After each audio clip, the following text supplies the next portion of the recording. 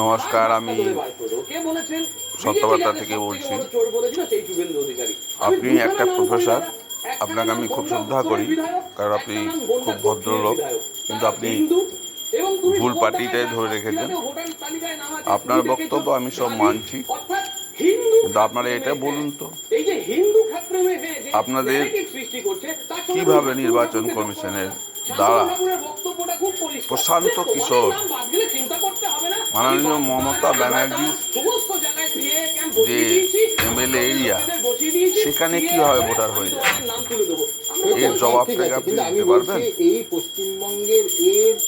আর আপনি যে কথাগুলো বলছেন, আপনাদের দলে যখন শুভেন্দু অধিকারী ছিল, তখন তাকে আপনারা কেন অ্যারেস্ট করতে পারেননি? অন্যায় করেছিল কেন ধরতে পারেননি? এখন বারবার শুভেন্দু অধিকারীর কথা আপনারা বলছেন, কিন্তু তখন আপনাদের দলে ছিল, তখন তো এগেনস্টে কেস মামলা করতে পারতেন, করেননি কেন? আর যে কোনো মৃত্যুকেই কেন তুলে ধরছেন এনআরসি আর এসআইয়ের জন্য আত্মহত্যা করছে, কেউ বিষ খাচ্ছে? ভারতবর্ষে তো কত লোক বিষ খাচ্ছে, কত লোক আত্মহত্যা করছে, সবাই কি এসআইআর আর এনআরসির জন্য করছে? এনআরসির তো কোনো প্রশ্নই ওঠে না, এনআরসির তো কোনো কথাই হয়। কেন এনআরসি নিয়ে কথা তুলছেন আপনারা? আমি বলি, এসআইআর এর তো বিরোধী পক্ষরা ভয় করবে, আপনি তো সরকার পক্ষের হয়ে ভয় করছেন। এটা কি ধরনের